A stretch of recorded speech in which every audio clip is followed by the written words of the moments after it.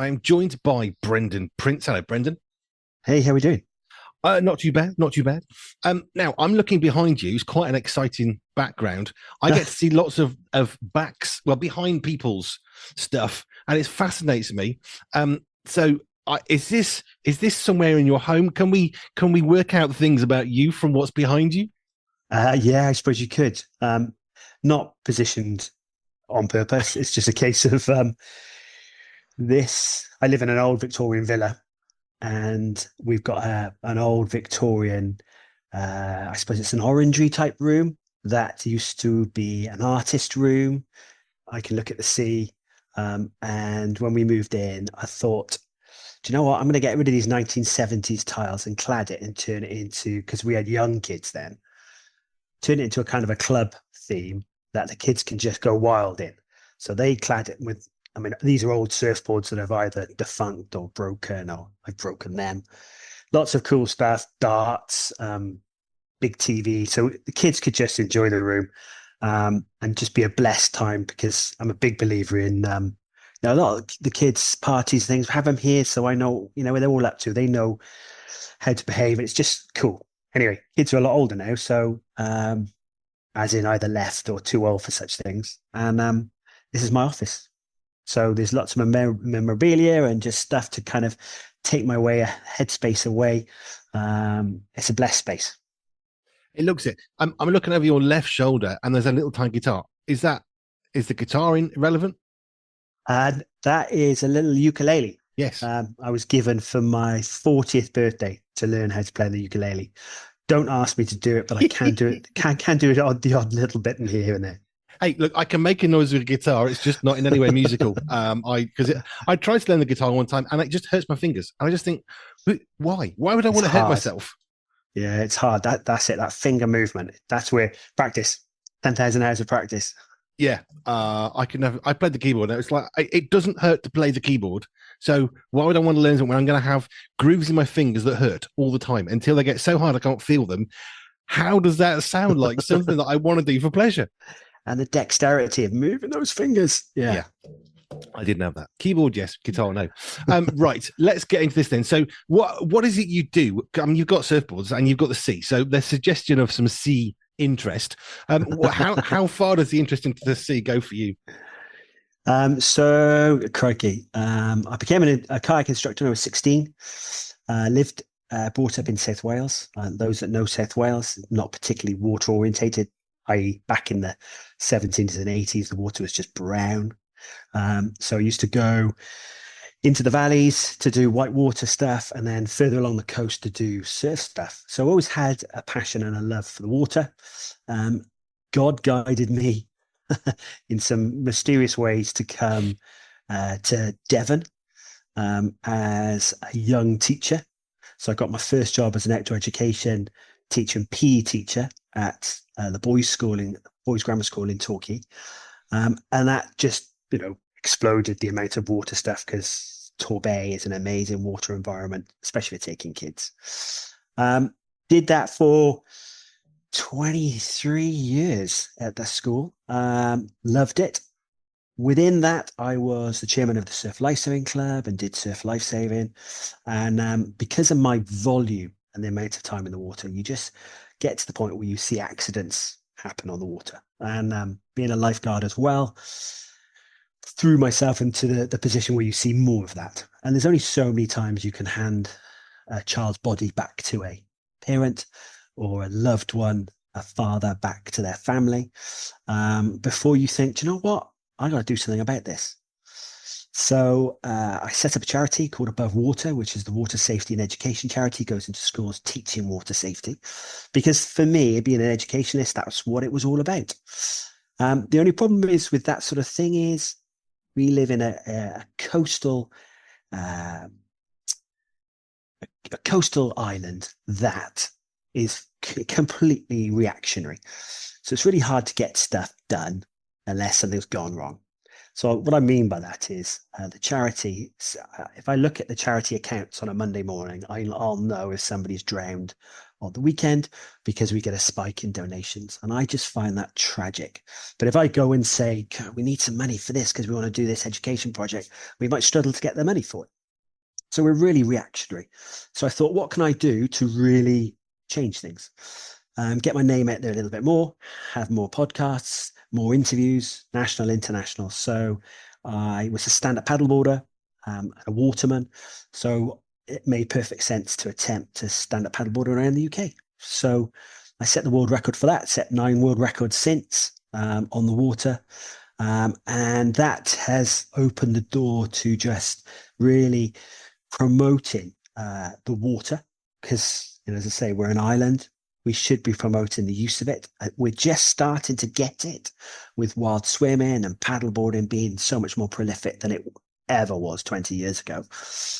Just simple ways of getting on the water, but also then mindful towards this water safety and actually making, if we can stop the 700 odd drownings, tens of thousands of accidents, implications from near drowning, just put an end to that, because it's not rocket science. So here I am with a charity that does exactly that. And for my own personal, I now do adventures and explore and get out on the water in a way to promote safe use of our coastal waters, inland waterways, but also hopefully inspire and show that the world that I live in is blessed by the Lord, and that's the path He's sent me on a boat with. We're going to have to go back to the 700 deaths. You talked about bringing the bodies back. The obvious question is the one I don't want to ask, but I have to ask: how do you possibly process having to bring a body back to shore? Because that, whoever you are, is going to start to mess with your head. Yeah, without doubt.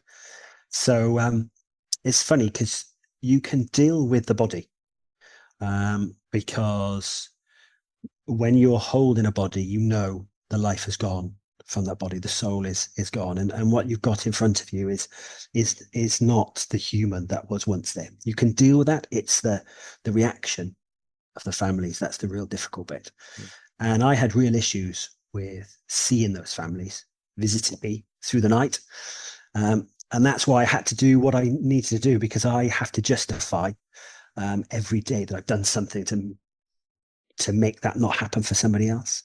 And I really struggled with that for a good few years. But now what I do, and the help and guidance of the Lord has changed the ability to be able to really put it out there and talk about it, because it's an important element to talk about. That is my why. That is what I do. That is why, in some people's views, what I'm doing is putting myself at risk. But I think it's more dangerous walking down the high street and crossing the road than it is being 50 miles off the coast on a stand-up paddleboard, because everything's relative, isn't it?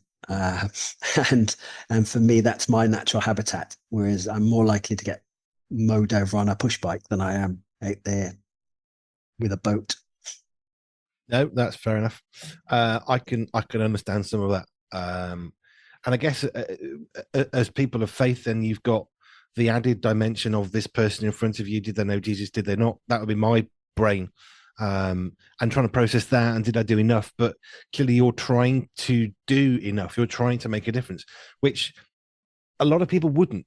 They would just walk away. No, can't go with it. I'm done, and they'd be gone. But what's interesting is not that you are, but that you are despite what you went through, because so many people would think, no, can't cope with this. I'm done.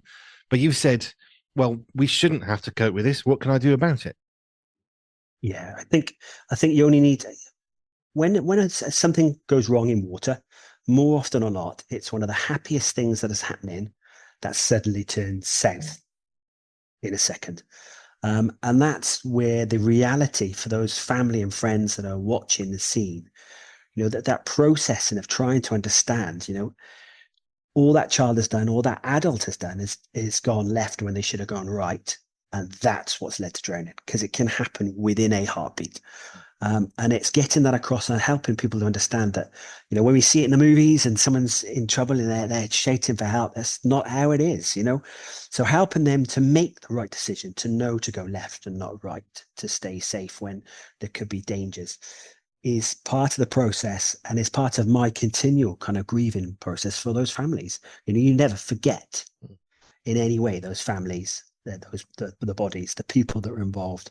And as I say, they wake you up in the middle of the night and ask for justification of what you're doing as a fit and healthy human, or given these skills on planet Earth to make a difference, because it shouldn't happen to any family. I want to come back to the work you do in the education, I guess, that you're doing. Yeah, that's the thing, isn't it? If you're going to the seaside, it's to have a good day. You're not going because you want to have a miserable day. You want to have some fun. It's like you say, you're going from such a high point to such a crash to that low point. So I want to come back to that in a while. But you've talked about faith in your life. You're talking about being a teacher and how God sort of steered you. Because I'm thinking South Wales surfing is not the first. That's not a link I would necessarily naturally make. But how did God steer you into having a faith in the first place? So I was brought up in a Methodist stroke Baptist environment. South Wales being very Baptist, very traditional in it. So that was just half a course, Sunday school every Sunday, service every Sunday. You were part of the church kind of activity, youth club, all that sort of thing. And I was just brought up with it. Now, sport has played a massive part in my life, and sport being team orientated sport and water sports just meant that I was always kind of doing stuff. And it just was very easy with a Christian family to be able to do that. So it's never judged, never any issues with that. So then going on from there to some traveling to do with water sports, and I've paddled in some amazing places around the world, because whitewater paddling was my kind of thing for a while, until I kind of got to the point where I thought, you know what, am I taking God's blessing too far with this? Because I've lost all my 9 lives. They're all gone. So how many more can I have? So I actually, when I went to university, curtailed that and thought, you know what, I'm gonna start climbing. So I did mountaineering, with all the water sports in the background as well. But again, it's only a matter of time when you're pushing the boundaries that you just got to wheel it a bit. And with having a family, obviously does that to you. And I spent a lot of time, as I say, nurturing others' ability to get on the water and to surf, to stand up paddle, so to open water swim. I mean, I was running an open water swim club 25 years ago, at the point when people used to point and stare. Now everybody wants to get in the water and benefit of cold and all that sort of plunge effect. So that was just my world, and the Lord has always been there within that, and I've never stepped back from it. And I think I've never met anyone who truly is a water person, whether they do it for a career, whether they do it recreationally, but they've pushed the boundaries a little bit, who does not have a faith. Because when you are, a man out at sea is the most alone you can ever be. And the things you see, what you can encounter, the definition of life, the stuff you can properly taste and feel, is a wonder. It's an absolute wonder. So that's where you just rejoice in that. And you can't think of anything else, because it doesn't happen by chance when you see those wonders. It's been blessed. I understand the pursuit of stuff. I'm not a sporty person. However, I can understand the passion and the drive for it. I also can understand why you think, well, let's go and do a world record, because then people will know who I am and I can do something good. I can do something with a name.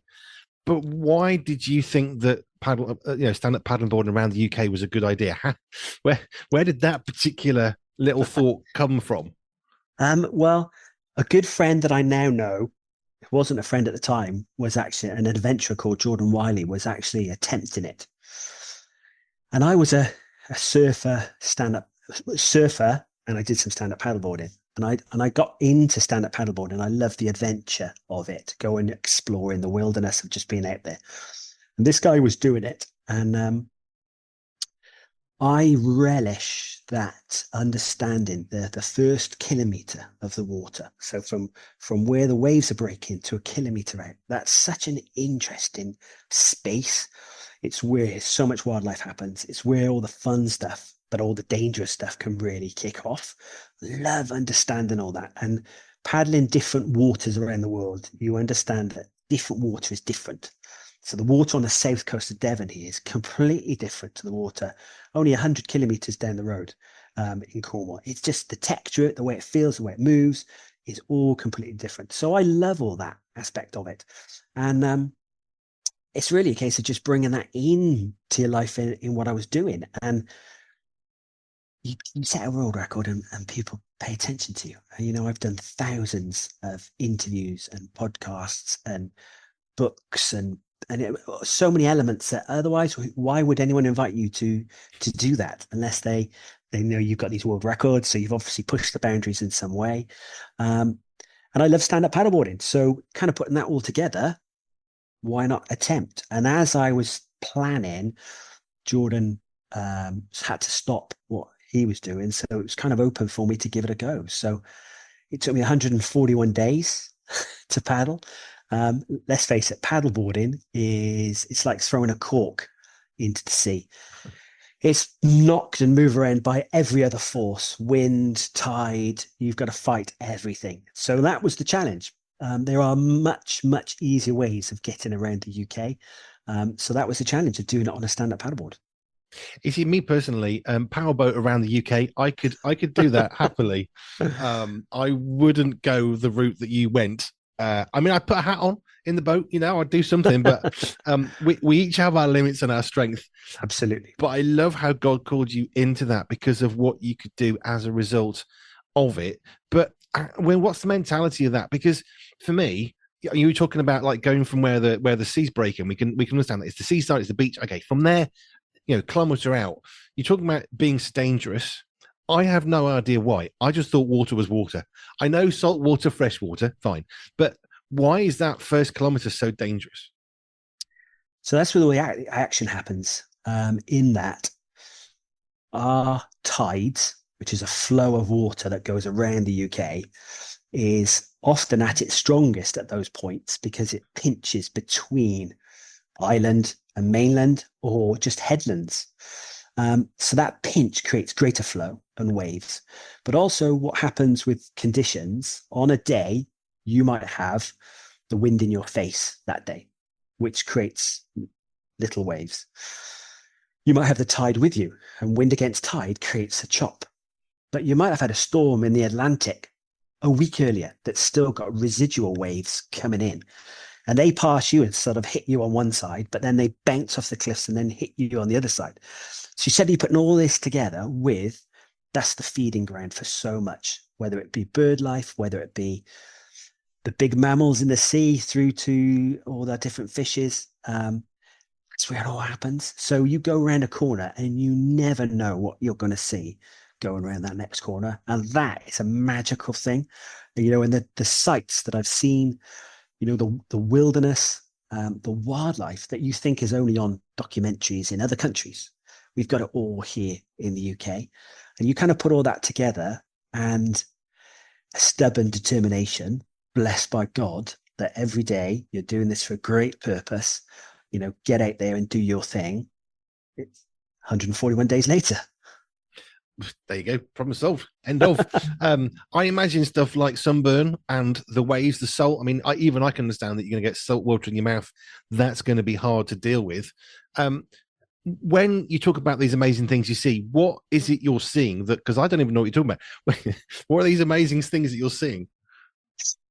So you've got all the wonders, but the stuff that really kind of makes you, you know, the eyes wide open stuff. Puffins. Let's talk about puffins. Puffins are beautiful little birds. We've got gazillions of them. They're about as useless as me throwing a tennis ball at flying. So you might be paddling and 1,000 of them might leap off the cliff. And 500 of them will actually make that big dive, and they'll clear the water and actually start flying. The other 500 won't. They'll just kind of hit the water. And, you know, they're perfectly safe until they hit the water, because then everything that is either on top of the water or in the water comes and gets them. And you're paddling, and all of a sudden there's carnage. mouths coming up from the water, mouths coming, other birds, and within 10, 15 seconds, those 500 beautiful birds are literally a mess of feathers. That's it. Seeing that type of thing is mind blowing when you paddle around a corner. But then so is seeing an orca, seeing a basking shark, seeing a humpback whale, listening to humpback whales talking to each other as you're paddling in the fog. And the majestic nature of their singing, but it's incredibly eerie and goes straight through your soul as you hear it. And then obviously the spine tingling, am I going to get eaten moments where you do see, orcas the size of transporter vehicles plowing through the water towards you just to come and say kind of hi. No one's ever been eaten by an orca, but I think that's because potentially they're so big that one gulp and you're gone anyway. So, but that's all the wonders of our coastline. But also then you don't expect 20,000 seals on a beach in Norfolk, or, all these different things that just are a massive assault on your senses, because you'll smell those 20,000 seals on the beach 10 kilometers before you get to see them. And that's just all a wonder to me. I had no clue. This is like a great awakening. I know there's little fishes in the sea. I get that. I know there's some whales, but like you said, I did not know until right now that you've got all that in front of you. I knew we had puffins. I didn't know they were quite so stupid. But I didn't know. This is like a whole awakening of life to me. Yeah, and everywhere. It's not just in parts of Scotland. You can see amazing bird life around the whole of our UK. The seals. I mean, we have at least one or two seals on every headland around the whole of the UK now because of cleaner waters, and fish for them to be able to hunt. And if there's seals, then there's the other stuff that feed on the seals, and that chain goes upwards and down. And we've got such amazing things. I mean, I've seen paddled into basking sharks that I thought were massive logs were actually huge fish. Porth beetle sharks, which look like kind of 7-foot great whites, all make you paddle that little bit better and make you stand up straight as you're paddling. Yeah, if I saw that, I would see. That's why I'd want the boat, a very big boat. But that's me. And the thing is, God's made you to want to explore that. And it is exploration at the end of the day. Like you said, when you don't know what's around that next corner, or that log is not a log, it's actually a basking shark, that's exploration. I can definitely understand the excitement of what I might meet, but you've also got to deal with the fear of what you might meet. And you're holding these things like a juxtaposition of fear versus excitement. How do you manage that when you're doing that for many, many days, 141 days in a row? It's a great question. Great question. Fear's an interesting thing, isn't it? Fear's an interesting thing. What are you actually afraid of? And often it's the fear of fear that is the crippling element. I'll give you an example. So I'm paddling in Scotland, and in Scotland, because of the height of the mountains that are right on the cliffs, right on the coast, the islands that are just off the coastal, it creates its own weather, and so that means that weather systems can change within 15 minutes. And I knew it was this particular storm, and I was watching it. I was about 5K off the coast paddling, and I was watching this storm on the land, and it literally hit a mountain, and rather than just going over the top of it, just turned and just came straight at me. And I'm thinking, well, I can't paddle into it. So, and often those type of storms that are created within that coastal environment don't like to go out to sea that far. They stay relatively close. So I'm paddling out to sea. So I'm 15K off the coast. I can just about see land in the distance when this storm hits me. And you can't stay on the board in that instance. So I literally am jumping off the back of the board. I've got everything tethered down on the board. I'm just holding on to the back of the board, like tethered to the board with a leash, but I'm holding on. And every now and then the wind is strong enough to take the board, to fling it up in the air, come crashing down. And you just hope that your leash holds on to it at that one, but you're just holding on. I held on for about 7 hours before that storm disappeared. And then, of course, you're not quite sure where you are, but you have to head back. You have to get to land somehow. And that can take, I mean, it took about 3.5, 4 hours after all that to then get somewhere back to life. Was I scared at any time? Of course I was scared. Of course the heart was racing. Of course, all those things. But was I fearful? No, because the Lord blessed me to be in that position. The Lord blessed me to know what to do and how to do it. And yes, you have to dig in. It's not particularly pleasant. As you say, salt water, after about an hour of salt water, it starts to get into bits that you don't want it to get into. But I knew I was going to come out of it. I just knew that, you know what, this is today's test. This is what it's all about. And, and I call those sort of moments my orca moments, because in life, stuff is chucked at you every day. We all get stuff chucked at us every day. But if you've had an orca moment, if you've had that type of weather moment, you just learn, you can just smile and wave at everything. And we've all had those sort of orca moments. We've all had those moments where you've been pushed to your limit. Some are down here in relative comparison, and some are way up there. But it doesn't mean that anyone's more important, because in your mind, that's your orca moment. And we sometimes lose track to be able to go back to that and go, do you know what? I've got through that, so I can definitely get through this. And with the blessing of the Lord behind you to give you that smile on your face, because it's all about smiling on your face. If you can smile outwardly, you have to smile inwardly. It's just the effect that the smile gives. And when you smile at other people in the worst situations, they may not think the same as you, but they seem to just smile back. It is what it is. And that's human nature. Again, just blessed by God's presence. I remember years, and I've shared this a few times, years and years ago. We've got 3 children. This is my two first children, quite small. And our neighbour said, "Do you know, every time we see you're smiling, how are you always so joyful and happy?" And my wife, after that conversation, said, "Who were they talking to?" Because literally, do you have any clue what we're going through? We went through absolute hell. At the time, we'd lost one of our children. We couldn't sell our house. It was one of the most miserable times. And they said, every time we see you, you are smiling. We did not think that we were, but that was the reality. And a few folks said that. And I thought, well, how is that possible? After all we've just been through, how are we smiling?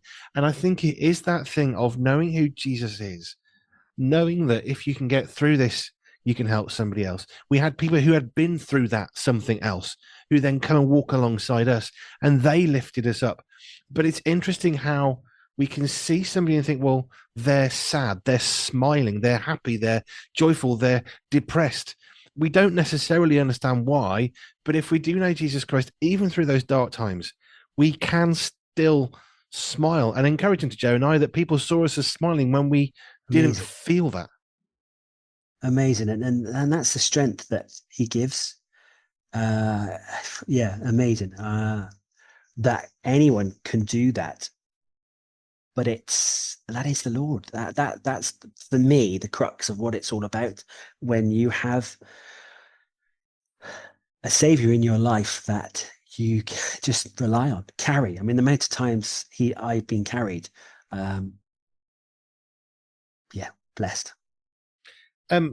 You paddleboarded around. Sorry, stand-up paddleboarded around the UK, 141 days. You've had some amazing encounters of nature. Clearly, I guess your heart has probably beaten more than most from that. I guess also you are not risk averse, but actually possibly not as people might think, because you're taking measured risks. You're not just jumping into the sea and going for it because that would be stupid.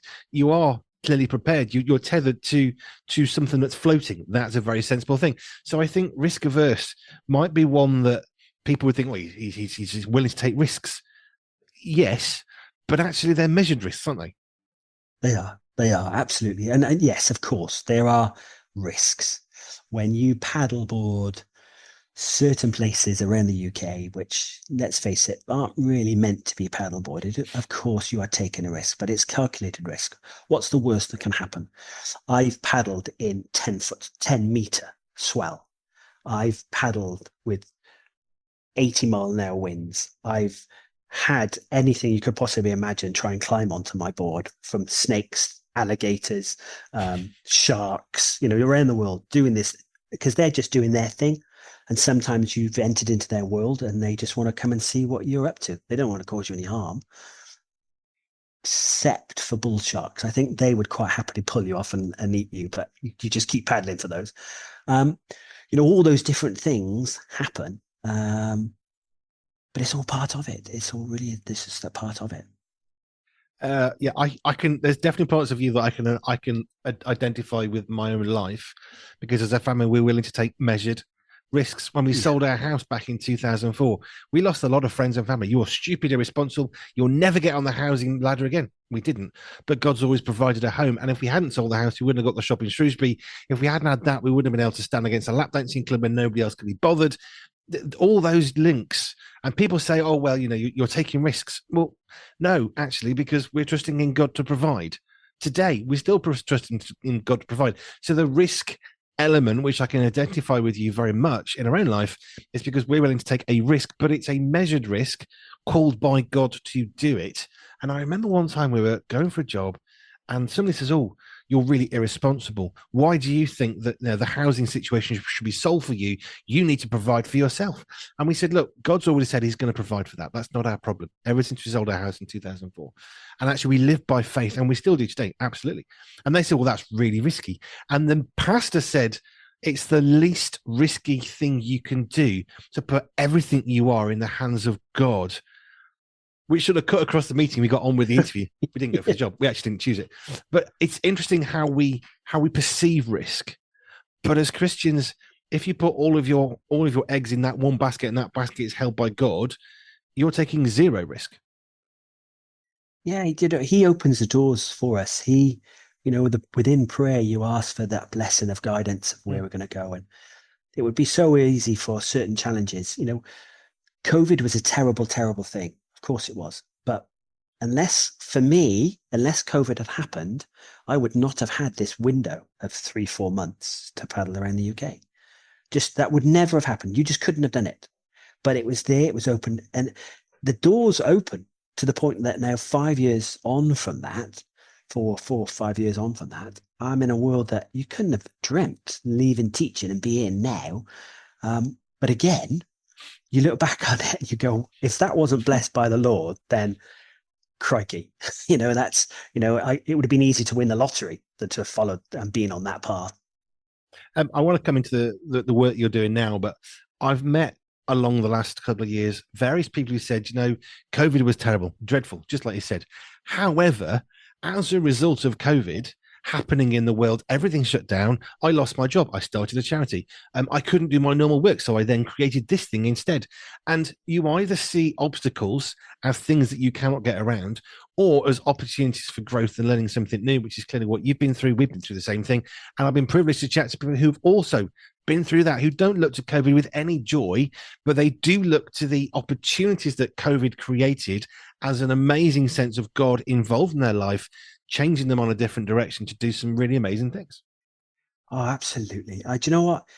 I don't know the stats, but it feels like 99.999% of human beings have a desire, have a wish, but will never follow it because you've got to have that absolute leap of faith. And most of us will not leap for the carrot. We'll only leap if we're being pushed or being shoved, or there's someone with a stick at you. And of course, we make our lives so that doesn't happen. And if nothing else, it taught me that when God presents certain situations, to take that leap, because the fall of which sometimes you take was blessed, because you never would have known that you were going to land on that. Yeah. Whatever it might be that you never saw, that has now just changed your life for the better. For others, sometimes you don't even see it for yourself because you think, but they have benefited from it. But he never leaves us with anything wanting. And that is, I've come unstuck, but always then being blessed by that situation. It's so many times over the last 5 years. And COVID is a classic example of that. So you've paddleboarded around the UK. You've been a teacher. You've lived in South Wales, where I would have thought I mean, I know in the UK we are surrounded by water, okay, but there are various parts of the UK where you would not know that you were near the sea. I'm very blessed. We're 15 minutes from the coast, and I love it up in the northeast. But I think most people forget that we are an island nation because they get in their car, they go drive to work, and they never see water apart from a dodgy canal. You know, there's a lot more out there than just dodgy canals. There's the sea. But let's get on to above water, which really, from me looking at your life, I can see how God's navigated through all the things you've done, and they kind of join up the dots. At the time, you're thinking, "What on earth is God doing? What serious? What we God? Hello, what are you doing?" And then you can look back and see, "Wow, he's really joined these things." So, above water, I said to you, I didn't know that the first kilometer was quite so exciting. I just thought you were going to say because it's where all the jet skis are and people being annoying in the water, but it's more than that. How I mean, we've done paddleboarding to get some recognition, which gets you this. But where did above water come from? How did you physically start that? Well, I started at the Surf Lifesaving Club, and the Surf Lifesaving Club, if you're from the Southwest, you understand what surf lifesaving is. It's about getting kids in the water through to adults, enjoying the water, using different types of discipline from surf rescue boards to skis to swimming in the water. And you learn those skills to ideally become a lifeguard or compete within that world. So we were doing that, and we were training all the children. So 4,500 kids a year were coming into our little beach and getting those resources. But that was just local. And I wanted to get a bigger impact. And I knew that as an educationist, there are actually some simple things that we could really teach in schools that you didn't have to be in the water for. You could teach them in the classroom. That just means that when a child goes to the water next time, and that can be the canal, the stinky canal, the river or the pond, your hot tub, people drown in hot tubs every year. So it's all types of water right out to the big blue wobbly thing, which is the sea, and everything in between, and just helping them to understand those absolute basics. So we put this charity together, which then started disseminating information, which meant schools would often go, "Ooh, this is a bit technical. Can you just come in and teach it?" And we were getting such demand for that actually what we do now is we pick on a hub. That might be a school or a community center or a business center of some description. Invite 50 schools in. They bring 5 or 6 young leaders. We train the young leaders. The young leaders then go back to their schools and share all that information, of which, as I say, 80% of it, you don't even need to be in water to kind of learn and be taught. And it just makes you think. Most people don't think when they get into water because the joy of seeing the sea. I mean, you've all seen the image. Dad suddenly sees a sea, chucks his top off and runs straight in. It's the worst example you could possibly, without taking the joy away. Hey, let's just stop. Let's just look. Let's just listen. A bit like the old Green Cross Code, but it's the Blue Cross Code that we call it. Stop, look, listen. And if it all goes horribly wrong and we're out on the water, we just float on our back. Just the basics, because it's often not the situation, it's not other people, it's not the environment that actually causes the drowning. It's the own person themselves panicking, because panicking kills. So it's teaching them that, and it's been and is incredibly successful. We're on about an 8th year of it, and we go up and down the country doing exactly this, but also just give information and share resources and just trying to educate on that real basic level that all these kids should have, because as you say, we live on an island nation. I remember years ago, we were up in the Lake District. It was a fairly small lake as they go. And I thought, I'll swim across it. It's not that far. And it actually wasn't. I used to do quite a lot of swimming at that time. However, swimming in a swimming pool in a town centre with heated water is not the same as a lake. It got to a point where I could sort of see the bottom, feel the bottom. You could push yourself down a bit and jump up again.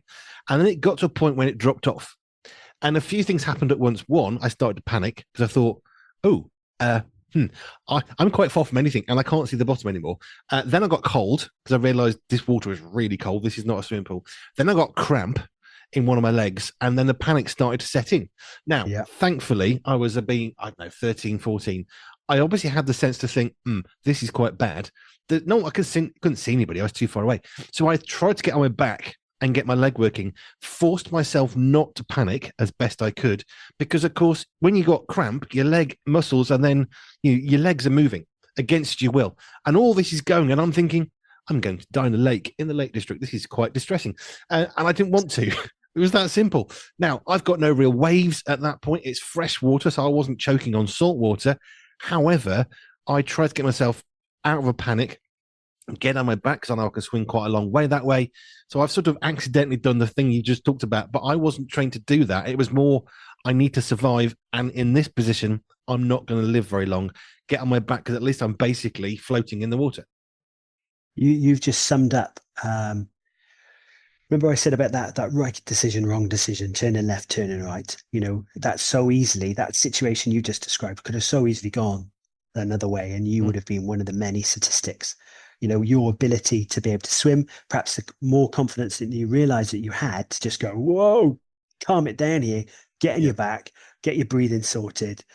And we all can float. Whatever we do is what stops us from doing the floating thing. Just get on your back. And it may take a couple of minutes just to regain your thoughts, but never underestimate the difference between being in open water and the warm, lovely blue swimming pool that's in your local village or town. It's completely different. And that's why it's all about encouraging, and this is why we say promoting, getting people out there, because it's a wonderful environment. But you need to have all the precautions. It's you're not taking risks because they're calculated risks. You've got communication, you've got buoyancy, you've got all these things to just help you be in that situation. I remember I was in the Scouts. We used to go for a winter weekend up on the mountains in the Lake District. And I remember we were really kitted out. We had a guy that went to the North Pole. He was really good at preparing us. So we had rucksacks with the emergency rations, and we had an emergency blanket and all sorts of things that we might need. And I remember 15, 16, coming off a mountain, dressed appropriately with safety gear, seeing a mum and dad, flip-flops on the mum, shorts on the dad. And I'm thinking, right now, you're 100 yards from the car park and you're probably fine. But even then, it can change quite high because we're already higher. So you're not just a little bit away from the car park. And we'd come out of some fog that just, the cloud drops down. You get very cold. You can't see. Now, we've been taught, just wait. Don't keep walking. You need to stand still a little bit, wait until you get your bearings.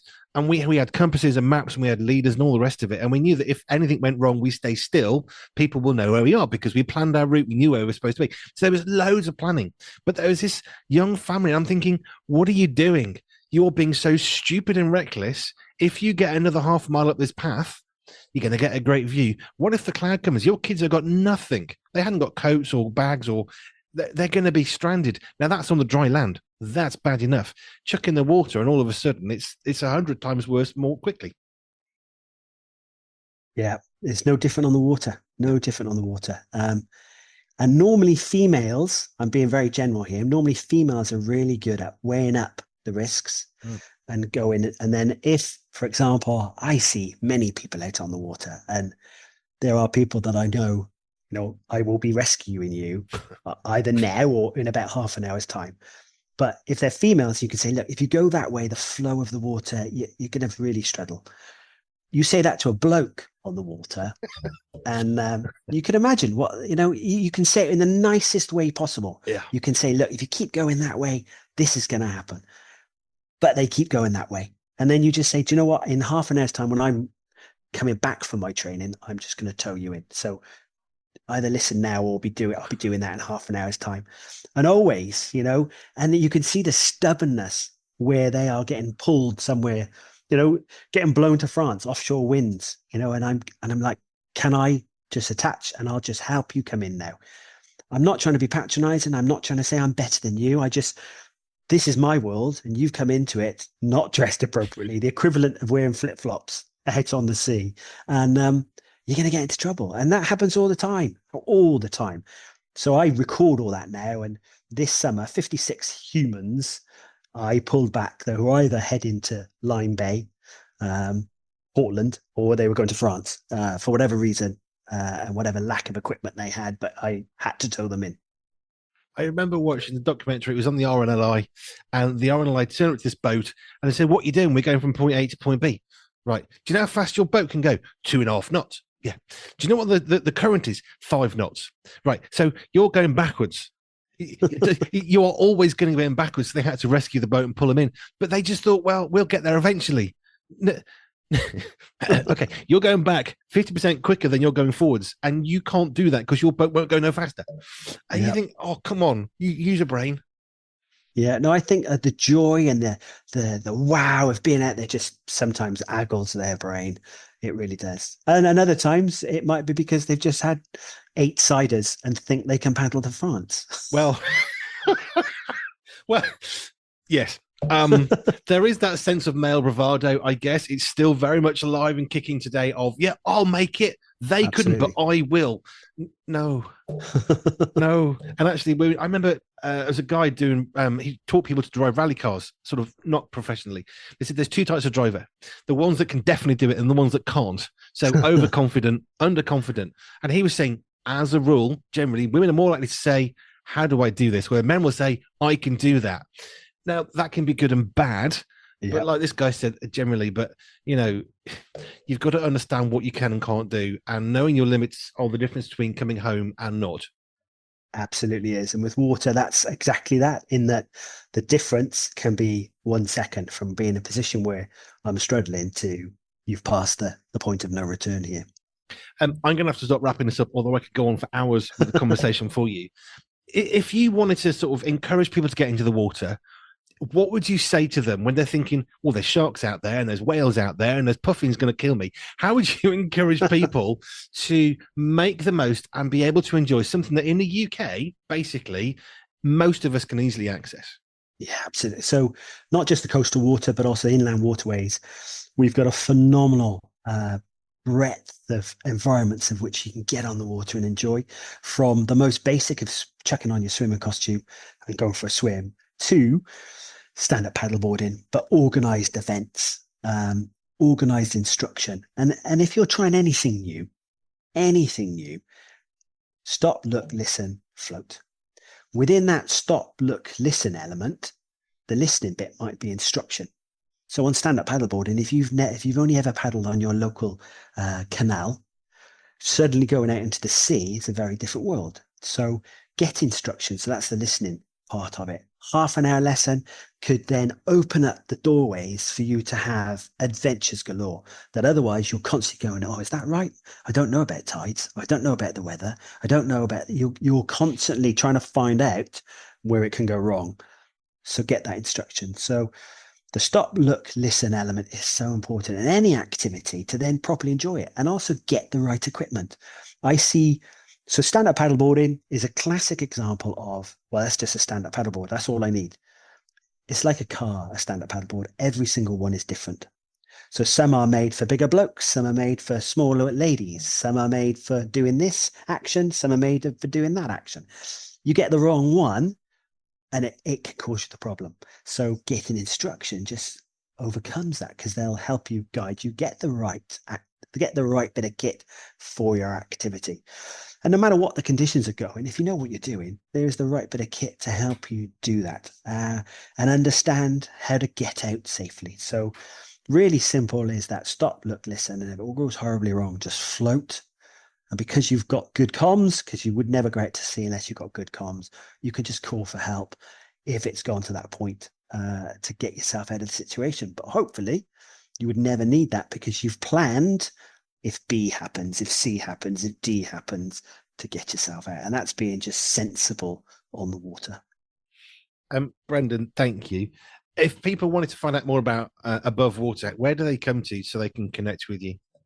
So the website, abovewater.org, and my website is brendonprince.com. So nice and simple. And the Above Water socials is all Above Water UK. So at Above Water UK, and you'll find us on Facebook and Instagram. And then me personally, Brendon Prince, SUP, you can find me on Insta, TikTok, Facebook, all the usual channels. So especially if you're thinking, do you know what, we'd love to have one of these hub sessions in our local area, get a hold of me and we can see what we can organize. Brendon, thank you.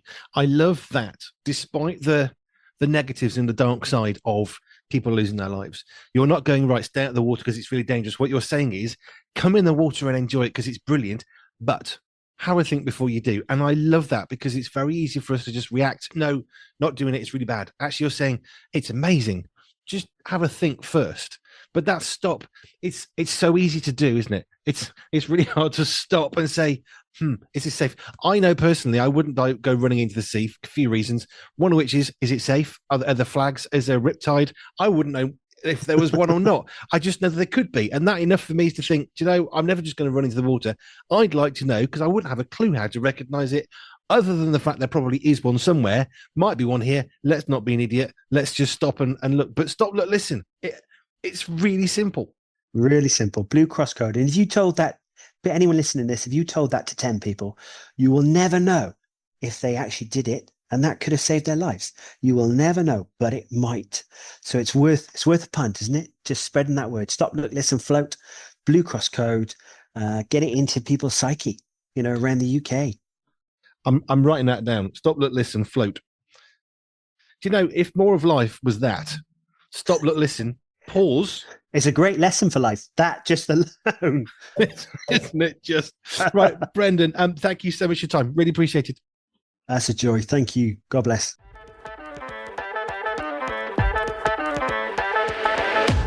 The November edition of Pure Media, the magazine, will be perfectly formed for you from Friday the 7th of November. We sit down and have a chat with Becca Legg from Restored and delve deeper into the life and work of John Childress from Free Recovery. Pure Media, the magazine, is the magazine to get yourself if you like a comfy coffee and a chat with a friend. Or tea, we won't judge. In our latest magazine, we introduce you to a new writer, Andy Robb, as well as your favourites, including Isla Rouse, Richard Scott, Karen Ferguson, and more. Sign up now so you never miss out on this amazing monthly magazine, handcrafted by real people for real people just like you. Pure Media, the magazine, is always on point and in print. Find out more at www.puremediathemagazine.com.